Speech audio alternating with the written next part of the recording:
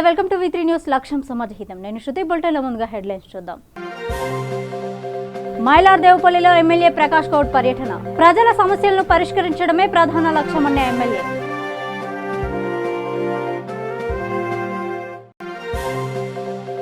కర్నూలు జిల్లాలో ప్రభుత్వ పాఠశాల విద్యార్థులకు అస్వస్థత. నులిపురుగుల వ్యాక్సిన్ విఘటించి అనారోగ్యం బారిన పడిన విద్యార్థులు. కడప జిల్లా రాయచోటిలో రిలే నిరాహార దీక్ష. అసెంబ్లీలో రాష్ట్ర ప్రభుత్వం ఎన్ఆర్సీకి వ్యతిరేకంగా తీర్మానం చేయాలంటూ డిమాండ్. వివరాల్లోకి వెళ్తే ఎల్బీనగర్ నియోజకవర్గంలో అధికంగా ఉన్న ఆస్తి పన్నులను వెంటనే తగ్గించాలంటూ టౌన్ కాంగ్రెస్ ఆధ్వర్యంలో జీహెచ్ఎంసీ జోనల్ కమిషనర్ను కలిసి వినతి పత్రం సమర్పించారు. ఈ సందర్భంగా ఎల్బీనగర్ నియోజకవర్గ సీనియర్ కాంగ్రెస్ నేత కొప్పుల నరసింహారెడ్డి మాట్లాడుతూ 2019లో ఎల్బీనగర్లో కాంగ్రెస్ పార్టీ తరఫున ఎమ్మెల్యేగా పోటీ చేసిన సందర్భంలో ప్రస్తుతం టీఆర్ఎస్ పార్టీలోకి మారిన సుధీర్ రెడ్డి 11 మంది కార్పొరేటర్లు ఎన్నికల హామీగా ఆస్తి పన్నును తగ్గించేందుకు, వనస్థలిపురం రిజిస్ట్రేషన్ సమస్యలను పరిష్కరించేందుకు ఎల్బీనగర్ నియోజకవర్గ అభివృద్ధి ధ్యేయంగా తాను పార్టీ మారుతున్నానని అన్నాడని, ప్రస్తుతం ఎక్కడి సమస్యలు అక్కడే వదిలేసి ప్రభుత్వానికి దాసోహమై కేబినెట్ హోదా కలిగిన పదవిని తీసుకుని ఎల్బీనగర్ నియోజకవర్గ సమస్యలను గాలికి వదిలేశాడని అన్నారు. చూపించుకుంటా నాగోల్ డివిజన్లో ఉన్నటువంటి 58 సర్వే నెంబర్ పట్టా బాధితుల గురించి చూపించుకుంటా, ఇంకా 5 డివిజన్లో బంజారా బస్తీలో డ్రైనేజ్ సమస్య చూపించుకుంటా, అదేవిధంగా ఈ హస్తినాపురంలో ఉన్నటువంటి ఆ చిన్న డబుల్ బెడ్రూమ్లు కట్టిస్తా అని చెప్పి అదో సమస్య చూపించి, బిఎన్ రెడ్డి చూపించి, వనస్థలిపురంలో అండర్గ్రౌండ్ డ్రైనేజ్ వ్యవస్థ లేదని చెప్పి చూపించుకుంటా అనేకమైనటువంటి సమస్యలు మీ మీద ఉన్నాయి. కాబట్టి ఇవన్నీ తీరాలంటే ఒకటే ఓటేయండి, అది ఈయన పార్టీ మారినని చెప్పేసి కేటీఆర్ కూడా చెప్పడం జరిగింది. ఇక్కడ ఉన్నటువంటి 11 మంది కార్పొరేటర్లను కూడా ఈరోజు మేము నిలదీస్తూ ఉన్నాం. రోజుకో విధంగా ఆఫర్లు ఇస్తూ ఉన్నారు, ఆస్తి పన్ను తగ్గిస్తారని చెప్పి. మొన్న మా రేవంత్ రెడ్డి గారు కౌన్సిల్లో ఆయనకు సంబంధం లేకున్నా కూడా ప్రజల గురించి అక్కడ కాంగ్రెస్ పార్టీ వాయిస్ ఇప్పి అలాగే ఎల్బీనగర్ గురించి మాట్లాడాలని చెప్పి ప్రత్యేకంగా చొరవ తీసుకొని 1 గంట ముందు వెళ్ళి కౌన్సిల్లో మాట్లాడడం జరిగింది. ఈ ఎల్బీనగర్ సమస్యల గురించి రేవంత్ రెడ్డి గారు మాట్లాడుకుంటే ఎల్బీనగర్లో ఆస్తి పన్ను తగ్గిస్తామని చెప్పి స్వయాన మున్సిపల్ శాఖ మంత్రి చెప్పిండ్రు, తర్వాత కార్పొరేటర్లు చెప్పారు, నిన్న మన పార్టీ మారినటువంటి సుధీర్ రెడ్డి గారు కూడా చెప్పారు. కానీ అది ఎక్కడ కూడా అధికారికంగా ఎక్కడ కూడా జీవో కానీ ఎక్కడ కూడా అధికారం సంబంధించిన మున్సిపల్ శాఖ మంత్రి కానీ కేసీఆర్ నోట నుంచి వస్తలేదని చెప్పి అది ఉందా లేదా అని చెప్పి నిలదీయడం జరిగింది. ఈరోజు ఎల్బీనగర్ నుంచి కూడా ఎల్బీనగర్ కాంగ్రెస్ పార్టీకి సంబంధించిన అందరు ముఖ్య నాయకులు అందరూ కూడా ఈరోజు జోనల్ కమిషనర్ గారే చీఫ్ మాకు ఇక్కడ. కనీసం ఈరోజు మీరన్నా ఏమైనా చెప్పండి సార్ అని చెప్పినాం. ఆ సార్ కూడా మాకేం తెలియదు అంటున్నాడు. వాస్తవంగా ఏంటంటే ఈ నెల రోజుల నుంచి భయానకమైనటువంటి పరిస్థితి ఎల్బీనగర్లో నెలకొన్నది. అందరికీ రెడ్ కార్నర్ నోటీసులని ఇస్తున్నారు, పెనాల్టీలు వేస్తున్నారు, ట్యాక్స్ల మీద ట్యాక్స్లు వేస్తున్నారు. ఒక 6 నెలలు కట్టకపోతే దానికి 2% పెనాల్టీ, అంటే రెగ్యులర్గా కట్టేటోళ్ళు కూడా 2% పెనాల్టీలు వేస్తున్నారు. పొద్దున్న లేసే కార్పొరేటర్లు ఈ విధంగా నిన్ననే సిగ్గుమాల కార్పొరేటర్లు 11 మంది క్రికెట్ టీంలు ఎక్కున్నారు. వీళ్ళు 11 మంది కలిసేసి ఈ పాత క్లిప్ని ఎప్పుడో డిసెంబర్ నాటిది తీసి మేము నిన్న మేమందరం కలిసి సీతారా హోటల్లో నిలదీస్తే ఇవి వాట్సాప్లలో వదిలేరు. ఇది వదిలేరు. మీరు నిజంగా చిత్తశుద్ధి ఉంటే మీ 11 మంది కార్పొరేటర్లకు మీరు నిజంగానే ఎల్బీనగర్లో మీరు నిజాయితీ కార్పొరేటర్లు అయితే ఈ ఒక్కనాడు కూడా మీరు 4 ఏళ్లలో ఏనాడు కూడా రేవంత్ రెడ్డి మాట్లాడినట్టు ఒక్క 2 నిమిషాలు మీరు కౌన్సిల్లో మాట్లాడారు. సిగ్గుపడాలి మీరు అందరూ కూడా. ఎంతసేపు ఎవడు ఉసుకపోసిండు ఎవడు పోసిండు అని. గతంలో సుధీర్ రెడ్డి గారు మేము కూడా హోటళ్ళలో మీటింగ్ పెట్టినప్పుడు వీళ్ళని సస్పెండ్ చేయాలని జేసీబీలకు, ఎలక్షన్ కమిషనర్కు అందరికీ ఇచ్చిన 11 మంది కార్పొరేటర్లు సిగ్గుపడాలి. ఒక్కరోజు కూడా మీరు ఏ రోజు అన్నా సరే కౌన్సిల్ ఎల్బీనగర్ ప్రజల గురించి ఏదైనా మాట్లాడిరా? ట్యాక్సులు మేము గతంలో కార్పొరేటర్లు ఉన్నప్పుడు చాలామంది ఎల్బీనగర్ నుంచి జీహెచ్ఎంసీ ఆఫీస్ దాకా నడిచినాము. అప్పుడు కూడా ట్యాక్సులు తగ్గాయి. దీనికి నిదర్శనం జటిశేఖర్ తెలుసు, ఇప్పుడు ఉన్నటువంటి ఇంకా వజీర్ ప్రకాష్ కూడా అన్నది తెలుసు. ఒక్కనాడు కూడా ఏ 11 మందిలో ఒకనాడు గొంతెత్తిన పాపాన పోలేదు. ప్రజలను మభ్యపెట్టడానికి, ప్రజల్ని ఏదో విధంగా అవయమయం గురి చేయడానికి ట్యాక్సులు తగ్గుతున్నట్టు. మీరు ఖచ్చితంగా ట్యాక్సులు తగ్గించేంత వరకు మేము పోరాటం చేస్తున్నట్టు ఎల్బీనగర్లో. మీరు ఖచ్చితంగా రేపో మాపో 2-3 రోజుల తర్వాత చూసి ప్రతి ఇంటి కార్పొరేట్ ఇంటి ముంగట డప్పు సప్పుడు కూడా కొడతామని చెప్పి తెలియజేస్తున్నాము. దయచేసి ఎల్బీనగర్లో బంజారా హిల్స్, జూబ్లీ హిల్స్ అక్కడ ఉన్నటువంటి ట్యాక్సులు అన్నింటికి 2 ఎక్కున్నాయి. 2 సంవత్సరాలు రాయితీ కూడా ఇవ్వాలి. మొత్తం ట్యాక్సులు కట్టకుండా పూర్తి స్థాయిలో మాఫ్ చేస్తూ పాటు 2 సంవత్సరాలు పూర్తి స్థాయిలో, ఎందుకంటే 10 సంవత్సరాల నుంచి మేము కడుతున్నాం. ఇవన్నిటికీ మాఫ్ చేసుకుంటూ 2 సంవత్సరాలు పూర్తి స్థాయిలో ట్యాక్స్ లేకుండానే మాఫ్ చేయాలని చెప్పి డిమాండ్ చేస్తున్నాం. ఇప్పుడు ఇదిగిన చేయకపోతే కార్పొరేటర్లు ఇంటి ముంగట నిలదీస్తాం. రాబోయే 6 నెలల్లో సంవత్సరంలో మీకు ఎన్నికలు వస్తాయి, అప్పుడు మీ సంగతి చెప్తాం. అదేవిధంగా ఎమ్మెల్యే గారికి మేము రిక్వెస్ట్ చేస్తున్నాం. మొన్న కూడా మేము అందరం కూడా ఆయనకు విజ్ఞప్తి చేసినాము. మీరు చేస్తాం అంటున్నారు. మీరు పార్టీ మారారు, మీకు అధికారికంగా ఒక పోస్ట్ వచ్చింది కానీ ప్రజలకు ఏమాత్రం తీపి కబురు రాలేదు. మేము ఖచ్చితంగా డిమాండ్ చేస్తున్నాము. మీరు మాత్రం ఆ పోస్ట్ తీసుకునేంత ప్రమాణ స్వీకారం చేసే లోపల ఎల్బీనగర్ ప్రజలకు తీపి కబురు తీపియాలని చెప్పేసి మేము డిమాండ్ చేస్తాం. గత 2019 డిసెంబర్ 25 తారీఖున కొంతమంది కార్పొరేటర్లు 11 మందిలో కొంతమంది కార్పొరేటర్లు దగ్గరలో ఉన్న హోటల్లో మీటింగ్ పెట్టి ఆస్తి పన్ను మీద త్వరలో తీపి కబురు అని చెప్పడం జరిగింది. ఆ కట్టింగ్స్ ఇప్పుడే మేము చూపించడం జరిగింది. ఇప్పుడు జరిగిపోయి ఎలక్షన్ కోడ్ ఉంది కదా అని ఆగిందన్నారు. ఎలక్షన్ కోడ్ అయిపోయి కూడా 27 తారీఖు నాడు ఎలక్షన్ కోడ్ ముగిసింది. ఇప్పుడు ఎలక్షన్ కోడ్ అయిపోయి కూడా ఇదో 11 రోజులు అవి 3 రోజులు 15 రోజులు దాటుతుంది. 15 రోజులు దాటినంత వరకు కూడా ఇప్పటి వరకు మీరు తీపి కబురు ఎందుకు వినిపించట్లేదు ప్రజలకి? ఇంకొక 15 డేస్ 20 డేస్ అయితే అడ్వాన్స్ ట్యాక్స్ వస్తుంది. మార్చ్ మంత్ దాటుతుంటే అడ్వాన్స్ ట్యాక్స్ వస్తుంది. మరి అడ్వాన్స్ ట్యాక్స్ వచ్చినాక పబ్లిక్ కట్టాలన్నా కట్టొద్దా? కడితే ఎంత కట్టాలి? ఈ స్పష్టత మేము ఎక్స్పెక్ట్ చేసుకుంటూ జోనల్ కమిషనర్ గారిని కలవడం జరిగింది. సరే, ఆయన రీసెంట్గా మళ్ళీ జాయిన్ అయినాడు కాబట్టి ఆయన హడావిడిలో ఆయన ఉన్నారు. సో ఆయన రివైజ్ చేసి నేను చెప్తానని చెప్పినారు కాబట్టి మేము కార్పొరేటర్లను చాలా క్లుప్తంగా అడుగుతున్నాం. మీరు ఏదైతే పత్రికాముఖంగా వచ్చి చెప్పడం జరిగిందో దానికి మీరు కట్టుబడి ఉన్నారా లేదా? తగ్గిస్తే ఎప్పుడు తగ్గిస్తారు? త్వరలో అంటే 5 ఏళ్ళ 10 ఏళ్ళ 10 రోజుల అనేది మీరు చాలా స్పష్టంగా చెప్పాల్సిన అవసరం ఉంది. అదేవిధంగా స్థానిక శాసనసభ్యులు మీరు ఎప్పుడైతే పార్టీ మారినారో ఆ రోజు చాలా క్లుప్తంగా మీరు ఏం చెప్పినారు? నేను డెవలప్మెంట్ యాక్టివిటీ ఇక్కడ కుంటుపడొద్దు అనే ఉద్దేశంతో నేను పార్టీ చేంజ్ అవుతున్నా, ఇక్కడ ప్రజలందరికీ కూడా మేలు జరగాలంటే మనం రూలింగ్ పార్టీలో ఉండాలనే ఉద్దేశంతో మీరు పార్టీ మారడం జరిగింది. అందరం కూడా హర్షించినాం. సరే, డెవలప్మెంట్ అవుతుందని. మరి ఇప్పుడు డెవలప్మెంట్ అనే అంశం ఇప్పటివరకు ముందుకు రావట్లేదు ఎందుకు? మరి ఏ విధమైన కరెస్పాండెన్సు ఇక్కడున్న మున్సిపల్ శాఖ అధికారులతోటి గవర్నమెంట్ కరెస్పాండెన్స్ చేసిందో చెప్పాలి మాకు. ఇప్పటివరకు ఏం కరెస్పాండెన్స్ జరిగింది? ట్యాక్స్ల వల్ల ఎంత ట్యాక్స్ మినహాయింపు దొరుకుతుంది, ఎప్పుడు దొరుకుతుంది? మరి ఆయన చాలా క్లియర్గా చెప్తా అన్న మనిషి ఇప్పటివరకు ట్యాక్స్ల మీద త్వరలో అంటే ఇప్పటివరకు అది సినిమా విడుదలలాగానే ఉంది కానీ విడుదల అవుతలేదు. రామ్ గోపాల్ వర్మ సినిమా విడుదలలాగా ఆగిపోతుందా? ఇట్లాంటివన్నీ కూడా ఎమ్మెల్యే గారు చాలా క్లియర్గా చెప్పాల్సిన అవసరం ఉంది. అదేవిధంగా ఇక్కడ ఆక్యుపెన్సీ రేషియో అనేది చాలా తక్కువగా ఉంది. కమర్షియల్ కాంప్లెక్స్ల మీద ఆక్యుపెన్సీ రేషియో చాలా తక్కువ ఉంది కాబట్టి అక్కడ ఉన్న ఓనర్స్ కూడా ట్యాక్స్ అడ్డగోలి ట్యాక్స్ బంజారాహిల్స్తోని జూబ్లీహిల్స్తో పోల్చుకొని ఎల్బీ నగర్ ఎక్కడ ట్యాక్స్ అండి? ఇంత ట్యాక్స్ కట్టుకుంటూ పోవాలంటే రెంటల్ వాల్యూస్ ఏమో తక్కువ ఉన్నాయి, రెంట్స్ తక్కువ వస్తున్నాయి. ఇవన్నీ కూడా ట్యాక్స్ల రూపకంగా ట్యాక్స్ కోసమే బిల్డింగ్ కట్టే విధంగా ఉంది కాబట్టి ఇవన్నీ కూడా సరి చేయాల్సిన అవసరము గవర్నమెంట్ పరంగా కేటీఆర్ గారికి ఉన్నది. ఆయన హామీ ఇచ్చిపోయినాడు కాబట్టి ఇక్కడ ప్రజలకు కూడా మీరు నిజంగా క్లియర్గా చెప్పాల్సిన అవసరం ఉంది. సికింద్రాబాద్ జింకానా గ్రౌండ్స్ 65వ school game federation tennis and volleyball ఛాంపియన్షిప్లో భాగంగా ఈ నెల 8వ తేదీ నుండి 11వ తేదీ వరకు 4 రోజుల పాటు జరిగిన టోర్నమెంట్లో 12 రాష్ట్రాల నుండి విద్యార్థులు పాల్గొన్నారు. ఈ పోటీల్లో గెలుపొందిన 6 రాష్ట్రాల విద్యార్థులకు బహుమతులు ప్రదానం చేశారు. ఈ కార్యక్రమంలో ముఖ్య అతిథిగా secretary Ramreddy, examination board of Telangana Satyanarayana, school game federation observation Shukla Dinesh, హిమామిం Sharma, president of Telangana tennis volleyball association T Narasimham, international tennis volleyball player, Asian games gold medalist G Shivashankar Prasad, కోచ్లు తదితరులు పాల్గొన్నారు. నేను టి నరసింహం. ఈ టెన్నిస్ వాలీబాల్ క్రీడను 2008లో కంబైన్డ్ ఆంధ్రప్రదేశ్ రాష్ట్రానికి తీసుకొచ్చి ఇంట్రడ్యూస్ చేయడం జరిగింది. అప్పుడే వెంటనే అసోసియేషన్ కూడా Andhra Pradesh tennis volleyball association form చేయడం జరిగింది. దాని తర్వాత అప్పటి నుంచి ప్రతి ఇయర్ 5 ఏజ్ గ్రూపులలో మరి రాష్ట్ర స్థాయి పోటీలు నిర్వహించి క్రీడాకారులను ఎంపిక చేసి జాతీయ స్థాయికి పంపించడం, జాతీయ స్థాయిలో మన జట్లు ఎన్నోసార్లు పథకాలు కూడా సాధించడం జరిగింది. ఈ క్రీడకు అత్యంత అది ప్రాధాన్యత ఉంది. చాలా చక్కటి గేము. పిల్లల్లో ఇంటెలిజెన్సీ పెంచుతుంది, యాక్యురసీ ఇవన్నీ వాళ్లకు దోహదపడతాయి.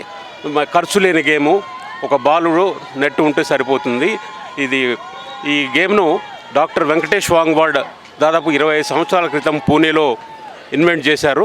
చేసిన తర్వాత అది దేశవ్యాప్తంగా వారు చాలా కృషి చేసి ఈ క్రీడ యొక్క ప్రాధాన్యతను వివరిస్తూ ఎన్నో ప్రదర్శన మ్యాచ్లు, జాతీయ స్థాయి దాదాపు 22వ జాతీయ స్థాయి క్రీడోత్సవాలు నిర్వహించడం జరుగుతుంది వరుసగా. స్కూల్ గేమ్స్ ఫెడరేషన్లో కూడా దీనికి చక్కటి గుర్తింపు లభించి 5 సంవత్సరాలుగా ఈ క్రీడను SGFI కూడా నిర్వహించడానికి సపోర్ట్ చేస్తూ ఎంకరేజ్ చేస్తుంది. ఇంకా ముందు కూడా మరి ఫెడరేషన్ కార్యదర్శి గారి యొక్క శ్రమ వల్ల ఇది మినిస్ట్రీ ఆఫ్ ఇండియాలో గుర్తింపబడితే పిల్లలకు ఉద్యోగాలలో వాళ్ళకు చక్కటి భవిష్యత్తు ఉంటుంది రానున్న కాలంలో. ఆ దిశ వైపు వారు కృషి చేస్తూ ఉన్నారు.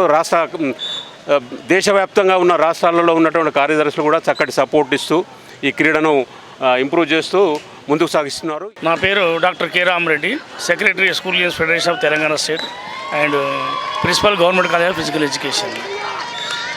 ఈ టెన్నిస్ వాలీబాల్ అనేది గత 6 years బ్యాక్ స్కూల్ గేమ్స్లో ఇంక్లూడ్ చేయడం అనేది జరిగింది. తెలంగాణ స్టేట్లో ఇప్పుడు జరిగేటువంటి టోర్నమెంట్ 4వది 14, 17, 19, 65th నేషనల్ ఇప్పుడు చేస్తున్నాము. ఈ గేమ్ ఇంట్రడ్యూస్ అయిన కాడికి వెళ్ళి ఎక్కువగా పాఠశాలలో మంచి ఆదరణ పొందుతుంది. అదేవిధంగా తెలంగాణలో ఇంకా చాలా చక్కగా క్రీడాకారులతో ముందుకు వచ్చి ఆడటానికి చాలా సంతోషాన్ని వ్యక్తం చేస్తున్నారు. అందుకు అనుగుణంగానే ఇక్కడ 4 నేషనల్స్ అనేది ఇప్పటివరకు మేము చేయడం అనేది జరిగింది. మునుముందు ఈ క్రీడ టెన్నిస్ మాదిరిగానే అందరి మంచి ఆదరణ పొంది అన్ని ప్రాంతాల్లో ఆడటానికి ఉపయోగపడుతుందని కోరుతున్నాం. ముఖ్యంగా ఏంటంటే ఈ గేము చిన్న క్రీడా మైదానంలో ఆడుకోవడానికి పాఠశాల విద్యార్థులకు, ముఖ్యంగా గ్రామీణ ప్రాంతంలో ఉన్నటువంటి విద్యార్థులు కూడా చాలా చక్కగా ఉపయోగపడుతుంది. ఖర్చు కూడా చాలా తక్కువతో కూడుకున్నటువంటిది. ఎక్కడైనా ఆడుకోవడానికి అవకాశం అనేది కలుగుతుంది. కాబట్టి మునుముందు ఈ గేము వచ్చే సంవత్సరం కూడా ఖేలో ఇండియాలో కూడా ఇంక్లూడ్ అవుతుందని చెప్పి మేము ఆశిస్తున్నాము. బోరబండ పార్టీ కార్యాలయంలో డిప్యూటీ మేయర్ బాబా ఫసీయుద్దీన్ పదవిలో 4 సంవత్సరాలు పూర్తి చేసుకున్న సందర్భంగా కేక్ కట్ చేసి సంబరాలు చేసుకున్నారు. నాయకులు, మహిళా కార్యకర్తలు కలిసి ఘనంగా సన్మాన కార్యక్రమం నిర్వహించారు. ఈ సందర్భంగా బాబా ఫసీయుద్దీన్ చేసిన అభివృద్ధి పనులను అభినందించారు.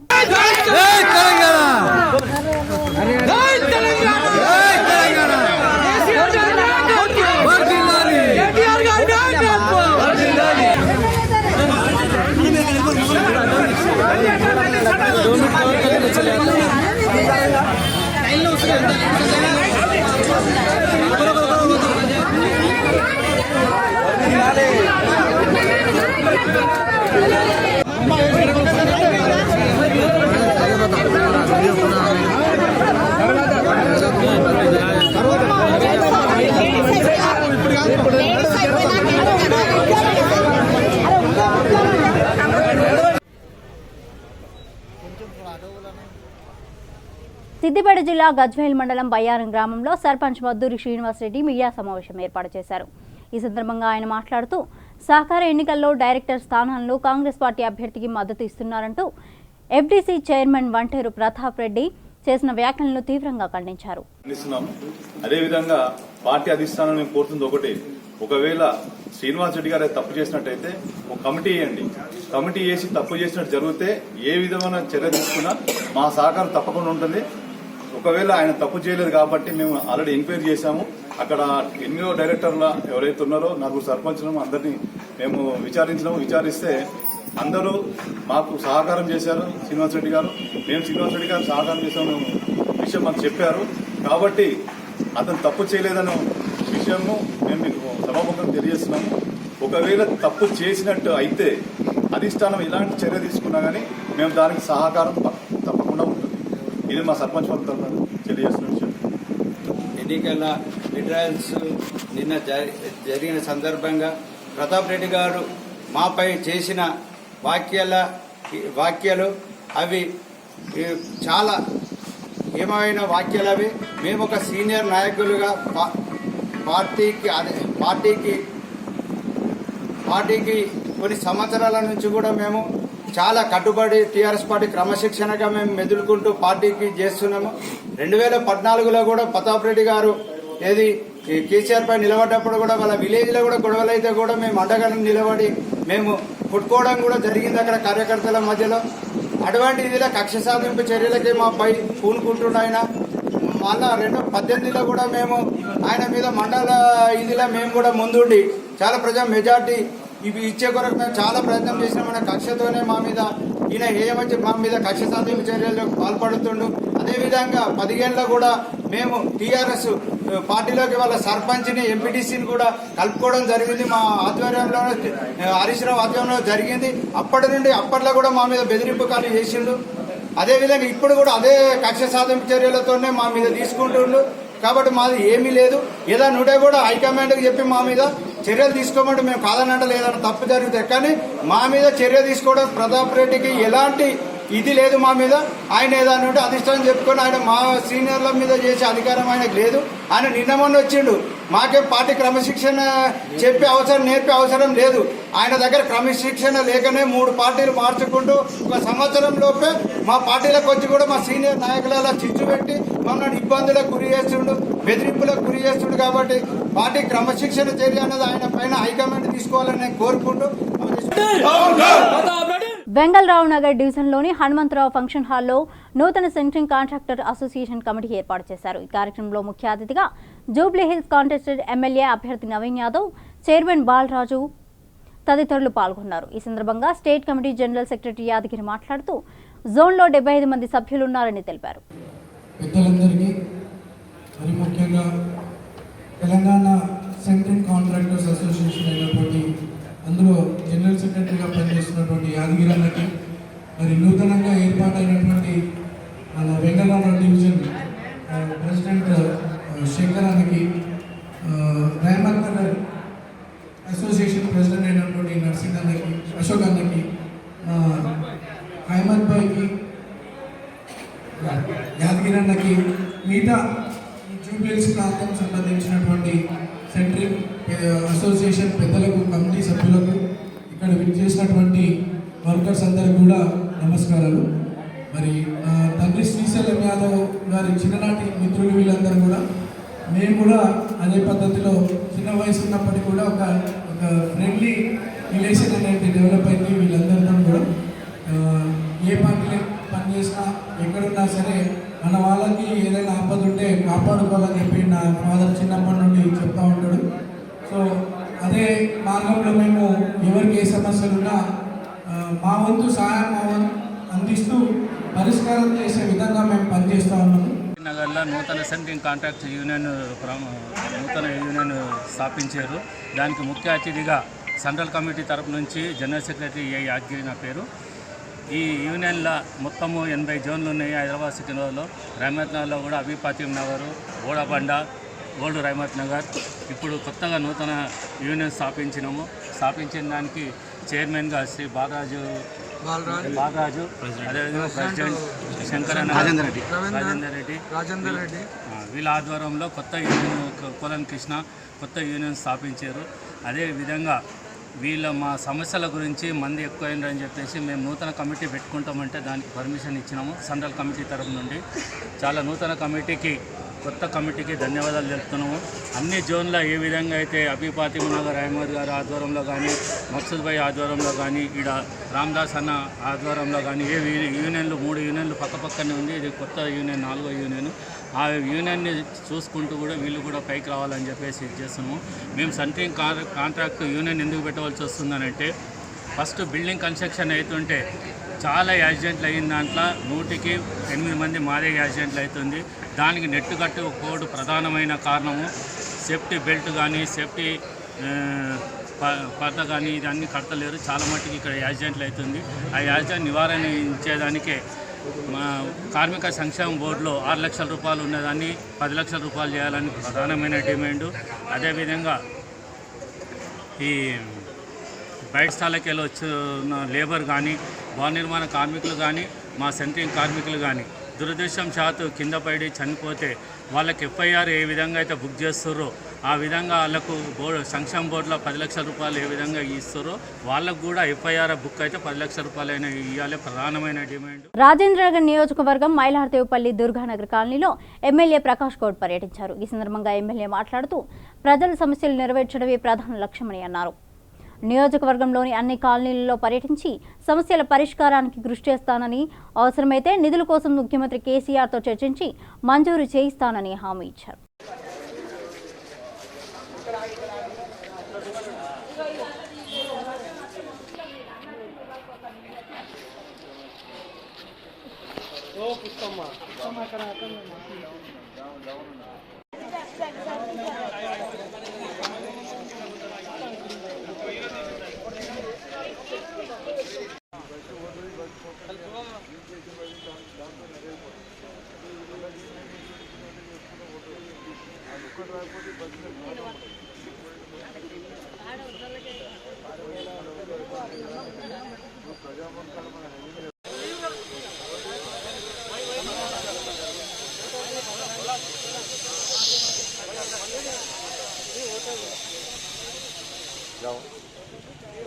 ఈరోజు మైలాదపల్లి డివిజన్లో దుర్గానగర్ కాలనీలో తిరగడం జరిగింది. ఇక్కడంతా సమస్యలన్నీ కూడా అధికారులు మేము ముఖ్యంగా చాలా రోజు కింద వేసిన పైప్ లైన్స్ ఉన్నాయన్నీ దగ్గర 15 ఏళ్ళ కింద వేసినాయి. రోజు రోజుకి ఆబాది పెరుగుతూ ఉన్నది. బాగా ఆబాది తగ్గట్టు పైప్ లైన్ అయిన అధికారులతో ఇలా పర్యటన చేయడం జరిగింది. చూస్తే కూడా నిజంగా కూడా బస్సులో రోడ్సే కానీ డ్రైనేజే కానీ ఎంతో చాలా ఇబ్బంది ఉన్నది. ఇవన్నీ కూడా ఇండస్ట్రియల్ ఏరియాకి రావడంలో కూడా కొంత ఇబ్బంది ఉన్నది. ఆ ఇండస్ట్రియల్ ఏరియాలో ఇలా కలవకుండా మా డీసీ గారు డి గారు అందరూ కూడా మేము ఇప్పుడే ఒకటి ఆలోచించినాం. ఇదన్నీ కూడా తీసుకొని ప్రజాభవన్ కాడ కలిపితే బాగుంటుందని ఒక దుర్గానగర్ చౌరస్తాకి ఆలోచన చేసినాం. ఆలోచన అయితే మటుకు బస్సుకి దుర్గానగర్ అనేది కొద్దిగా ఇబ్బంది, ఇంత ఇబ్బంది ఉండదు. ఆ ఇబ్బంది కాకుండా చూసే బాధ్యత తీసుకుంటాం. అందుకని ఆయన ప్రజలకు ఇచ్చిన హామీలన్నీ కూడా మేము ఏం చేస్తామో ఈరోజు తెలంగాణ ప్రభుత్వం మన ముఖ్యమంత్రి గారు ఏ పని అయినా కానీ ప్రజలు అడిగింది చేయాలనే ఒక ఆలోచనతో ఉన్నారు. అందుకని గెలిచి కూడా ఇలా సంవత్సరం దగ్గరకు వస్తున్నది. సంవత్సరం తర్వాత ఇవన్నీ కూడా పర్యటన రోజు రోజుకి ఎక్కడెక్కడో బస్సులను తిరగడం జరిగింది. నిన్న మనం మున్సిపల్ ఎలక్షన్ కూడా దానివల్ల ఎలక్షన్ కూడా ఇవన్నీ కూడా త్వరలోనే బస్సులు అందరూ కూడా ఎక్కడెక్కడైతున్నాయి అవన్నీ కూడా చేపించే బాధ్యత తీసుకున్నాం. ఇవన్నీ కూడా అండర్గ్రౌండ్ డ్రైనేజ్ కూడా ప్రైవేట్ వీళ్ళకి ఇవ్వడం జరిగింది. దానివల్ల కూడా ఇంకా చాలా డెవలప్ అవుతారని మేము అనుకుంటాం. ఎందుకంటే అధికారులు అన్నీ ఒక చర్య తీసుకోవాలంటే కొద్ది ఇబ్బంది అవుతుంది. ఈరోజు ఆ ప్రైవేట్ విధంగా కూడా మేమందరం కూడా పనులు చేపించి ఇలా దుర్గానగర్ ఎక్కడెక్కడ తిరిగినామో అవన్నీ కూడా త్వరలోనే పనులు చేసి మహిళా సోదరు మాకు అందరూ కూడా ఇబ్బంది లేకుండా చూసే బాధ్యత తీసుకున్నాం. తెలంగాణ ప్రభుత్వం వచ్చిన తర్వాత ఎంతో డెవలప్ ముందుకు పోతున్నది. ఇది ఒకటే డెవలప్ కాకుండా చాలా డెవలప్ చేస్తున్నాం. ఇంకా కూడా చేసే కాబట్టి అనుకుని ఏంటంటే మనం అందరం కూడా ఒక ఐకమత్యం బస్సు వాళ్ళందరూ కూడా సహకరించాలి. ఇవన్నీ చూపెట్టడం చాలా సంతోషం. డీసీ గారు ఈ గారు డి గారు ఎలక్ట్రీషియన్ మా డి గారు కోటేశ్వరరావు కూడా పాపం అధికారులు మంచి పని చేస్తున్నారు. ఇంకా సమస్యలు ఉంటాయి. ఎందుకంటే ఆబాది చాలా పెరుగుతున్నది రోజు రోజుకు. ఆబాది తగ్గట్టుగా కూడా మనం చేయవలసి వస్తుంది. చేసి మేమందరం కూడా దీని ముందంజలు ఉంటారని చెప్తున్నాం. కరీంనగర్ జిల్లా జమ్మికుంట ప్రభుత్వ డిగ్రీ కళాశాలలో ప్రిన్సిపల్ వ్యవహార శైలిని ఖండిస్తూ విద్యార్థులు ఆందోళన చేపట్టారు. కళాశాలలో మౌలిక వస్తువులు భోజన సిబ్బంది లేదని ఎన్నిసార్లు ఫిర్యాదు చేసినా పెడచెవిన పెడుతున్నారని వారు ఆరోపించారు. అనంతరం అఖిలపక్షం విద్యార్థి సంఘాల ఆధ్వర్యంలో సీఎం కేసీఆర్ దిష్టిబొమ్మను దగ్ధం చేశారు.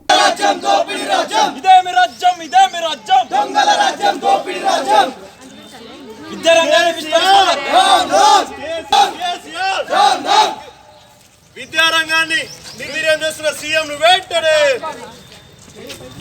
కేసీఆర్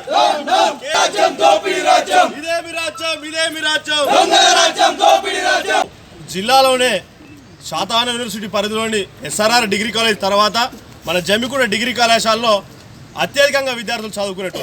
ఈరోజు కేసీఆర్ ప్రభుత్వం వచ్చినాక కనీసం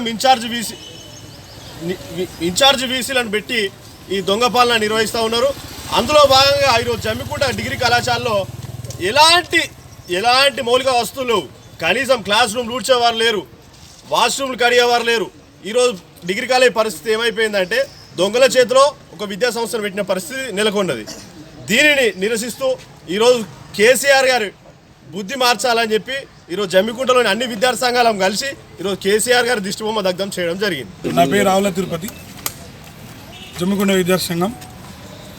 ఇదే ప్రభుత్వ డిగ్రీ కాలేజీలో చదువుకున్నటువంటి మేము తెలంగాణ ఉద్యమంలో అనేక అక్రమ కేసులైన తెలంగాణ ఏర్పడ్డాక మా విద్యార్థులే కానీ మా నిరుద్యోగుల జీవితాలు మారుతాయని ఉద్యమాలు చేసి అక్రమ కేసులైనా ముందుకు పోవడం జరిగింది. కానీ తీరా సాక్షాత్తు కేసీఆర్ రెండోసారి పరిపాలనలో కూడా కనీసం ఎలాంటి ఉద్యోగ నోటిఫికేషన్ లేక స్టాఫ్లను భర్తీ చేయక ఈరోజు విద్యారంగాన్ని పూర్తిగా నిర్వీర్యం చేయడం జరుగుతుంది.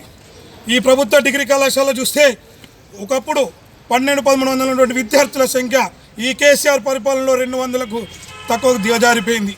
ఇందులో అధ్యాపకులు లేరు, స్టాఫ్ లేదు, కనీసం మౌలిక వసతులు లేవని గత కొన్ని రోజులుగా విద్యార్థులు రోడ్డెక్కిన. కర్నూలు జిల్లాలో విద్యార్థులు అస్వస్థతకు గురయ్యారు. పాణ్యం మండలం బలపనూరు గ్రామంలో ప్రభుత్వ పాఠశాలలో విద్యార్థులకు ఇచ్చిన నులిపురుగుల వ్యాక్సిన్ వికటించడంతో విద్యార్థులు అనారోగ్యం బారిన పడ్డారు. విద్యార్థులను హాస్పిటల్కి తరలించి చికిత్సను అందిస్తున్నారు.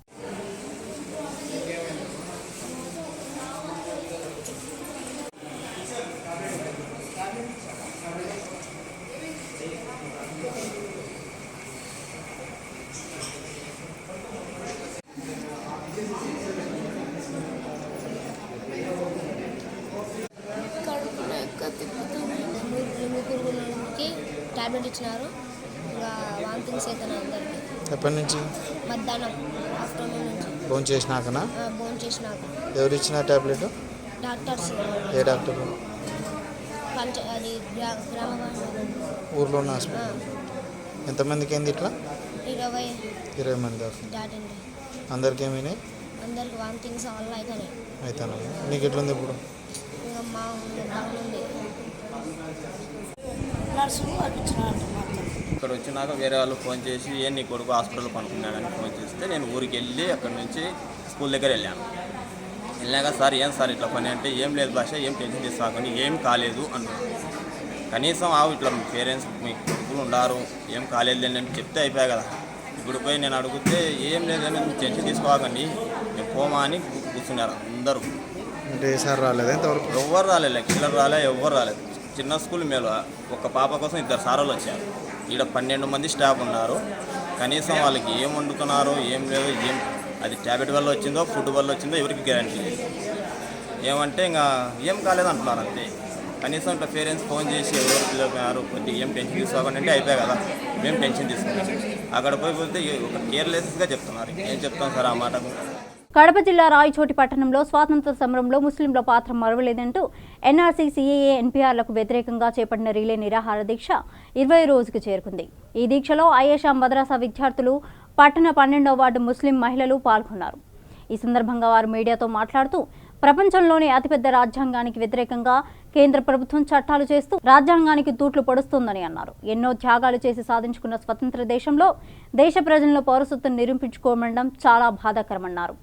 ఇప్పటికే దాదాపుగా 15 రాష్ట్రాల ముఖ్యమంత్రులు ఈ చట్టానికి వ్యతిరేకంగా పోరాడుతున్నారని, ఆంధ్రప్రదేశ్ రాష్ట్రంలో కూడా అసెంబ్లీలో ఈ చట్టాలకు వ్యతిరేకంగా తీర్మానం చేయాలని డిమాండ్ చేశారు.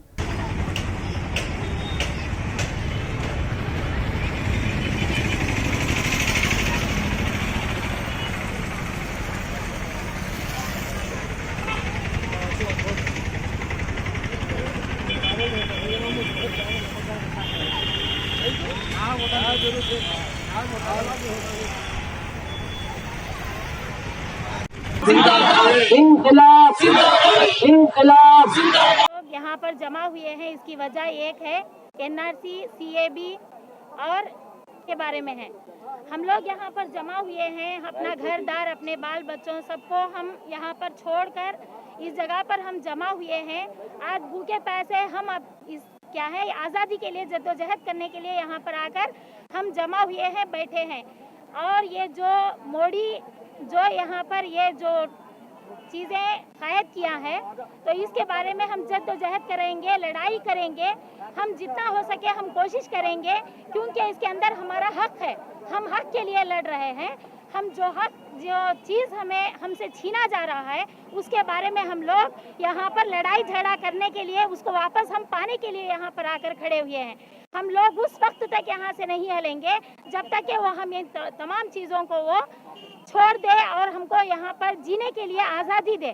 उस वक्त तक हम लोग जद्दोजहद करेंगे, लड़ाई करेंगे ज़रूर, क्योंकि हम यहाँ पर आज इतना आज़ादी से वो हिंदू भी, सिख भी और मुस्लिम भी, ईसाई भी सब लोग यहाँ पर आज़ादी के साथ ज़िंदगी गुजार रहे हैं। तो उसमें ज़्यादा से ज़्यादा मुसलमान लोगों की क्या है जद्दोजहद है। मुसलमान लोग क्या है अपने गर्दनों को कटाए हैं, कुर्बान किए अपनी जानों को। तो देखिए इस वजह से हम लोग क्या है, हम जितना क्या है हिंदू जितना दूसरे मजहब के लोग एक हिस्सा करेंगे तो आधे के आधे लोग क्या है मुसलमान उसके अंदर शिकस्त हुए थे। బులెటిన్ ముగించే ముందు హెడ్లైన్స్ మరోసారి చూద్దాం. మైలార్దేవపల్లిలో ఎమ్మెల్యే ప్రకాష్ గౌడ్ పర్యటన. ప్రజల సమస్యలను పరిష్కరించడమే ప్రధాన లక్ష్యమన్న ఎమ్మెల్యే.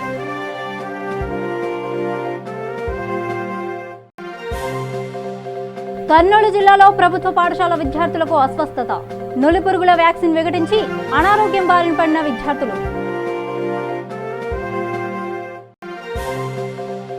కడప జిల్లా రాయచోటిలో రిలే నిరాహార దీక్ష. అసెంబ్లీలో రాష్ట్ర ప్రభుత్వం ఎన్ఆర్సీకి వ్యతిరేకంగా తీర్మానం చేయాలంటూ డిమాండ్. ఇవి బులెటిన్ అప్డేట్స్. మరిన్ని అప్డేట్స్ కోసం చూస్తూనే ఉండండి V3 న్యూస్. లక్ష్యం సమాజహితం.